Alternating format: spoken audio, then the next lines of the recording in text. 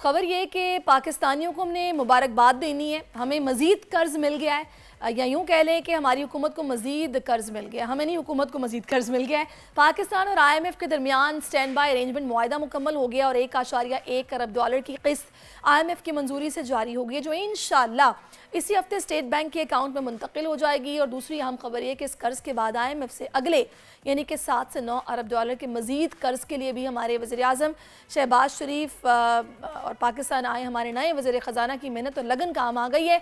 क्या फ़ायदा होने वाला है? IMF वाकई राज़ी हो गया है? इस पर बात करते हैं। इस वक्त हमें इकनॉमिक एक्सपर्ट हैं डॉक्टर खाकान नजीब ज्वाइन कर चुके हैं। अस्सलाम वालेकुम डॉक्टर साहब, मेरे इंट्रो में सवाल आपने सुन लिया होगा, क्या कहते हैं? देखिए, कोई भी मुल्क जब IMF के पास जाता है तो इसका क्या मतलब होता है? इसका मतलब ये होता है कि आपका बैरूनी खसारा स्पेशली जो है वो आप संभाल नहीं सकते, यानी कि आपने जो एक्सटर्नल आपको जो ग्रॉस फाइनेंसिंग चाहिए है वो आप खुद नहीं कर सकते। पाकिस्तान के केस में तो ये बात बड़ी क्लियर है। $25 अरब के करीब इस साल चाहिए थे, जो कम हो $20-22 अरब रह गए, जिसका मतलब है कि कुछ डेट वापस करना है, कुछ डेट रीप्रोफाइल करना है, कुछ रिसाइकिल करना है। ये सब करने के लिए आपको IMF की अम्ब्रेला चाहिए थी। पाकिस्तान को हमने जिस तरह आज तक रन किया है, एक्सटर्नल का खसारा सबसे बड़ा जिसे कहेंगे इज़ द रीज़न कि हमें बार बार IMF के पास जाना पड़ता है। आप जून चले जाएं पिछले, पाकिस्तान के रिजर्व $4 अरब के करीब, पाकिस्तान का करंट अकाउंट का खसारा बढ़ रहा था, पाकिस्तान की इन्फ्लेशन बढ़ रही थी। आप IMF के साथ एक एग्रीमेंट करते हैं, एक एडजस्टमेंट पॉलिसीज़ होती हैं, उसकी वजह से ऑफ कोर्स लोगों को बिजली गैस की कीमत में ज़्यादा पैसे देने पड़े, but that was required so that कोई थोड़ी लिक्विडिटी बेहतर हो। इसी तरह जो बैरूनी खसारा है उसको संभालने के कुछ मेजर्स आते हैं, कुछ इंपोर्ट्स कम होती हैं, पॉलिसी रेट को बढ़ाया जाता है। पॉलिसी रेट के बढ़ाने से इकोनॉमी स्लो हो जाती है, सो इंपोर्ट्स भी टूट जाती हैं, और आपका करंट अकाउंट का खसारा जो है, जो पिछले साल $4.1 अरब था पहले 9 माह में, वो इस साल कम होकर $500 मिलियन रह जाता है। सो ये है एक ओवरऑल सूरत हाल। इसका तो कतई तौर पे मतलब जब भी हमें पैसे मिलते हैं IMF से तो दो सवाल हमारे जहनों में आते हैं कि सबसे पहले तो ये कि शायद IMF पहले हमसे खुश नहीं था, हमें पैसे देने को तैयार नहीं था। अभी ऐसा क्या हो गया कि IMF हमें पैसे दे रहा है और किस्त पे किस्त जारी हो रही है? दूसरा, क्या ये किस्त मिलने के बाद हम पे बोझ पड़ेगा टैक्सेस का, मजीद नए टैक्सेस लगने वाले हैं, महंगाई बढ़ने वाली है? इन दोनों का जवाब दें ताकि आवाम को तो कोई तसल्ली हो ना, क्या होने वाला है? देखिए, इनका जवाब तो हमारे पास खुद मौजूद है। हमने अपने बिजली और गैस के सेक्टर को इनएफिशिएंटली रन किया।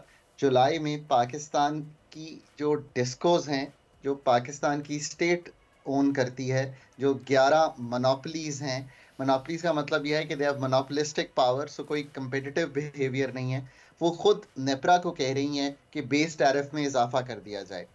सुई कंपनीज ने इस तरह एक पिटिशन ओगरा को दी हुई है, तो इसका IMF से कोई ताल्लुक नहीं है। मैं हमेशा कहता हूँ, कीमतों के जो रद्दो बदल है उसका ताल्लुक आपकी स्टेट रेगुलेटर से है, उसका ताल्लुक आपकी स्टेट ओन्ड कंपनी से है, इन दो मद में एटलीस्ट। सो एक तो ये बात बड़ी क्लियर हो गई। जहाँ तक टैक्सेस का निज़ाम है, पाकिस्तान इस साल IMF में होने के बावजूद एक रिकॉर्ड फिस्कल का यानी कि मालियाती खसारा करेगा। 8% जो हमारे GDP का होगा, इसका मतलब है जो टैक्सेस हमने कलेक्ट किए और जो एक्सपेंडिचर्स हमने किए। अब आप खुद अपने एक्सपेंडिचर्स को ठीक कर लें, कम कर लें, उनके बढ़ने की शरह कम कर लें। आपका टैक्स टू GDP बहुत कम है। आप खुद रियल एस्टेट को, आप खुद रिटेल को, आप खुद इन्फोर्समेंट को, जहां टैक्स गैप्स हैं उनको पूरा कर लें।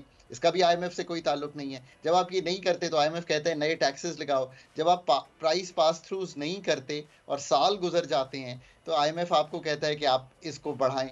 यहाँ पे IMF की एंट्री होती है, बिकॉज वो चाहता है कि जो इस वक्त लिक्विडिटी के फेलियर हैं, यानी कि जो पैसे नहीं आ रहे हैं वो आएँ। इसी तरह आपकी एक्सपोर्ट्स की एक पेरिनियल सी कमज़ोरी है, यानी कि इनहेरेंट कमज़ोरी है। आपका एक्सपोर्ट टू GDP भी बहुत कमज़ोर है। आपने एक रेंट सीकिंग बिहेवियर, यानी कि आपने ऐसी नॉन कम्पिटिटिव फर्म्स पाकिस्तान में रखी हैं कि उनको दुनिया से तो हमने कम्पीट करने नहीं दिया। टेक्सटाइल जो है वो आज भी एक मेजर जुज़ है। 60% हमारी एक्सपोर्ट के करीब जाके टेक्सटाइल की ही होती है, बल्कि शायद 70% ही होती होगी। उसके अलावा हमने कोई और वैल्यू एडेड चीज़ दुनिया से कम्पीट नहीं की। एक्सपोर्ट्स चूंकि कम होती हैं, इंपोर्ट अब ज्यादा मुझे ये होती हैं समझ और नहीं आ रहा, रेमिटेंसेस। ये वो सारे सेक्टर्स हैं या कैटेगरीज हैं जिनमें काम करने की अशद ज़रूरत है, लेकिन हमें जब पैसे मिलते हैं तो हम कहते हैं जी हमारे वज़ीर ख़जाना की लगन है, ये हमारे वज़ीर आज़म की लगन है, ये सारा क्रेडिट उनको जाता है कि हमें पैसे मिल गए हैं। हमारा इतना फोकस इस काम को ठीक करने पर, इतना हमारा पैसे मिल जाने पर खुशी का इजहार है। इस पर आप क्या कहेंगे डॉक्टर खाकान? और दूसरा, क्रेडिट वाकई ये प्राइम मिनिस्टर को और हमारे फाइनेंस को जाता है? देखिए, एक तो ये है कि पहले ये भी सोचिए कि पैसे किससे आप लेने की बात अभी हम कर रहे हैं। हम कर रहे हैं lender of the last resort या आईसीयू का डॉक्टर। ये बिल्कुल। दो लफ्ज हम इस्तेमाल करते हैं फंड के बारे में। सो आप पाकिस्तान को 24वीं दफा आईसीयू के डॉक्टर के पास 76 साल में ले जाने की तैयारी कर रहे हैं। आपको तो यही बहुत बड़ा लामा फिक्रिया होना चाहिए कि आपने ऐसा क्या किया है कि बार बार आपको जाना पड़ता है आईसीयू के वार्ड में, और आईसीयू का डॉक्टर की भी जो आपको वो देता है प्रिस्क्रिप्शन, वो भी आप इस्तेमाल नहीं करते, क्योंकि आपने इनमें से एक जिंदगी में उनका जो प्रोग्राम एग्रीड था आपके साथ वो कंप्लीट किया है, जो 13-16 का था। बाकी सारे एक्सटेंडेड फंड फैसिलिटीज इनकम्प्लीट हैं। तो एक तो ये बात है कि वो जो रिफॉर्म्स हैं वो भी हम नहीं करते। दूसरी बात यह है कि ये जो सारे रिफॉर्म्स जिनकी मैंने आपके सामने जिक्र किया, मालियाती रिफॉर्म्स, पाकिस्तान के एनर्जी सेक्टर के रिफॉर्म्स, पाकिस्तान का ग्रोथ यानी कि शरह नमू बढ़ाने का, नौकरियां क्रिएट करने का, पैदावारी सलाहियत ठीक करने का, ये बहुत मेहनत तलब 5 साल 10 साल की एक जिसे कहेंगे लॉन्ग टर्म मेहनत मांगते हैं, और ये एक ऐसी टीम मांगते हैं doctor at the top. Khaqan, हम माइंडफुल लोगों को लेके आते हैं दुनिया में जो अच्छी अच्छी पोस्ट पे काम कर रहे होते हैं। डॉक्टर जाज़ेब, जिनको स्पेशली इस मकसद के लिए लाया गया है, इस दफ़ा डार साहब को प्रेफरेंस उस तरह से नहीं दी गई है वज़ीर ख़जाना के लिए। अब उनके आने के बाद भी अगर रिफॉर्म्स और रिस्ट्रक्चरिंग का काम नहीं होता और सिर्फ जुगाड़ू काम किया जाता है कि भी पैसे मिल गए तो मईशत चल गई, तो इसका तो कोई फ़ायदा नहीं है फिर इन द लॉन्ग रन। देखिए हर जगह बहुत से आपको ऐसे लोग मतलब चाहिए जो पाकिस्तान की सर्जिकल ट्रीटमेंट जो है उसको एनविजन भी कर सकें। बिकॉज मैं अभी कहता हूँ कि इट इज़ नॉट ओनली कि पाकिस्तान में हमने इम्प्लीमेंट करना है, वो तो एक इशू है ही है, इसमें तो कोई दो आरा नहीं है। SIFC आई थिंक इम्प्लीमेंट करने line of the policy is something very totally different. आपको ये वाकई समझना है कि डीरेगुलेशन, लिबरलाइजेशन, प्राइवेटाइजेशन, ये एक 3 चीज़ें हैं जो पाकिस्तान ने अभी आई थिंक उसको एनविजन ही नहीं किया। अभी हम समझते हैं कि गवर्नमेंट हर काम कर सकती है, गवर्नमेंट ये हर काम नहीं कर सकती, और इसकी आसान मिसाल ये है कि गवर्नमेंट टेलीकॉम सेक्टर में नहीं है तो उसकी जो परफॉर्मेंस है वो कदरे बेहतर है compare to the energy sector. So इसको समझने की जरूरत है। आई थिंक अभी माइंडसेट ही वैसा डेवलप नहीं हो रहा।